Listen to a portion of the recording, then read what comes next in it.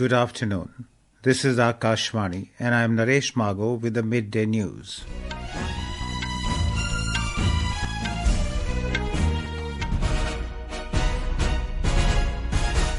The headlines. Political activity regarding formation of government in Bihar intensifies. JDU legislature party meeting to elect its leader likely to be held today. One killed and over 10 feared trapped in a mine cave-in Uttar Pradesh's Sonbhadra district. 3 Maoists killed in an encounter with security forces in Chhattisgarh's Sukma district. US cuts tariffs on several food items, including those imported from India. National Press Day being observed today. World Boxing Cup finals begin in Greater Noida in National Capital Region, and in men's cricket, match underway between South Africa and India on day 3 at Eden Gardens in Kolkata. In Bihar, political activities regarding the formation of a new NDA-led government have intensified.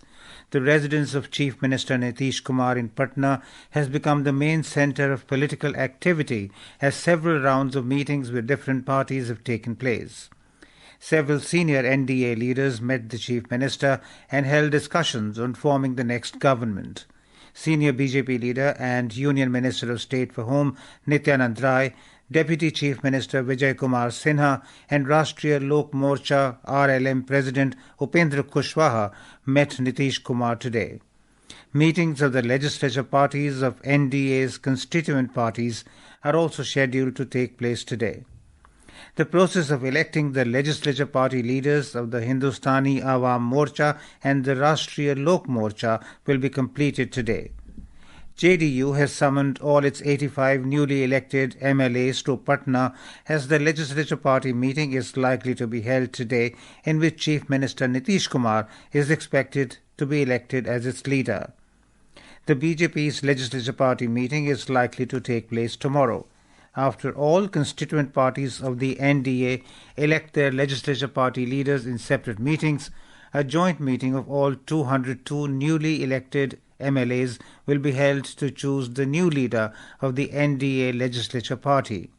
Following this, the claim to form the government, along with the letter of support from the MLAs, will be submitted to the governor.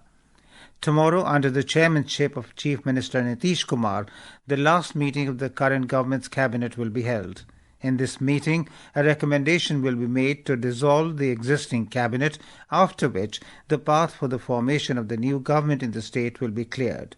All 5 constituent parties of the NDA will hold separate meetings to elect their respective legislature party leaders, after which a joint meeting will be held where the leader of the NDA will be elected. A meeting of the Lok Janshakti Party was held yesterday, in which the party's state president Raju Tiwari was elected leader of the legislature party. Dharmendra Kumar Rai, Akashvani News, Patna.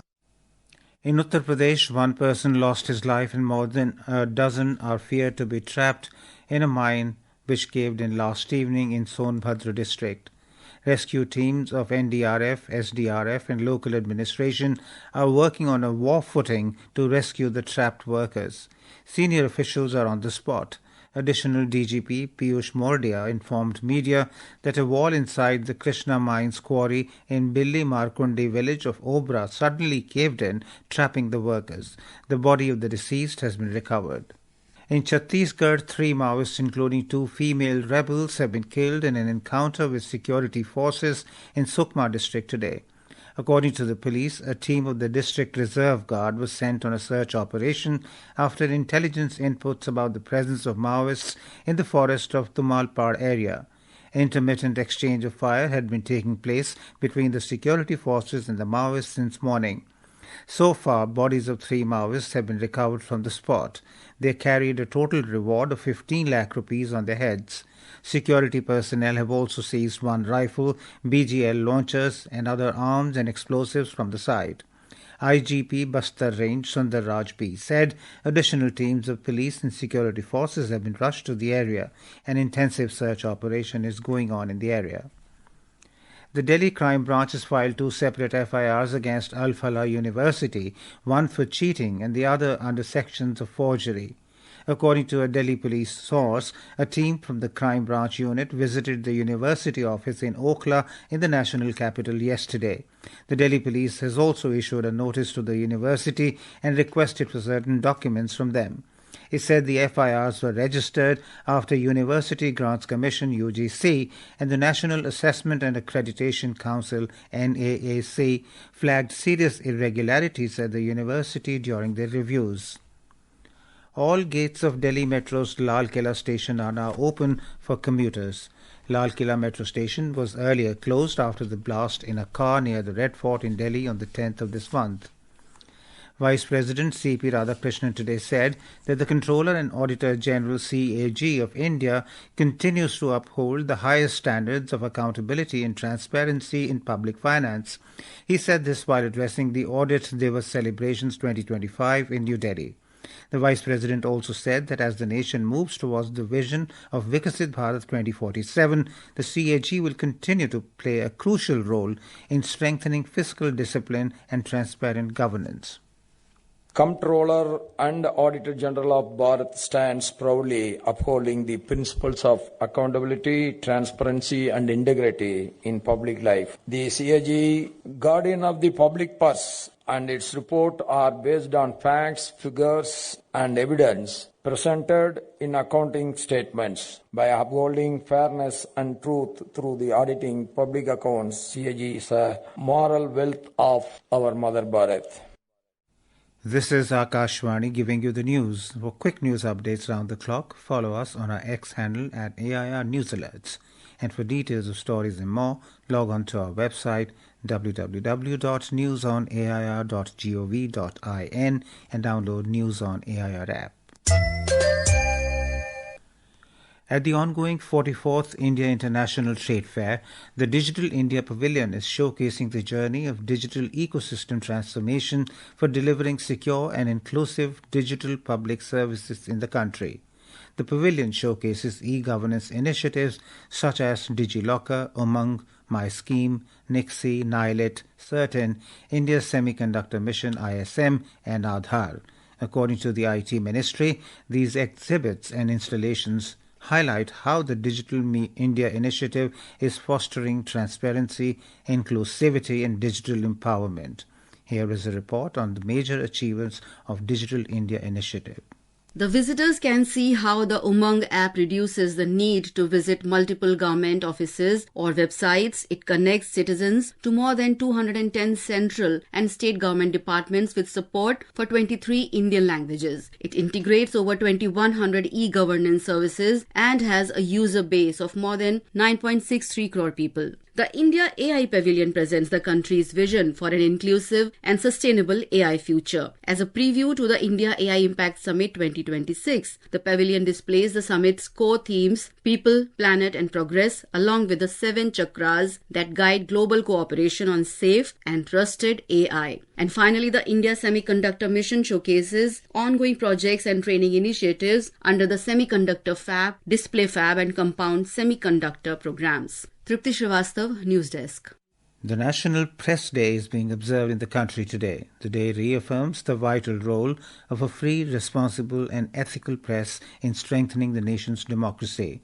The day marks the establishment of the Press Council of India, which began its work on this day in 1966 as an independent moral watchdog of the media. Since its formation, the Press Council of India has worked diligently to uphold press freedom, maintain journalistic standards, and address the challenges confronting the media. This day symbolizes a free and responsible press central to democracy. The day is commemorated through various activities, including the National Awards for Excellence and the release of a souvenir. As per official data, the media landscape continues to expand, with registered publication rising from about 60,000 in 2004 to more than 1.5 lakh in 2024-25. Some recent reforms, including the new Press and Registration of Periodicals Act 2023 and the fully digital Press Seva portal, are streamlining the registration process and enhancing transparency. National Press Day serves as a reminder of the crucial role the press plays in strengthening the country's democracy. The day not only celebrates the achievements of the press but also reinforces the responsibility it bears in building a more informed and transparent society, ensuring that the future of journalism remains strong, free and responsible.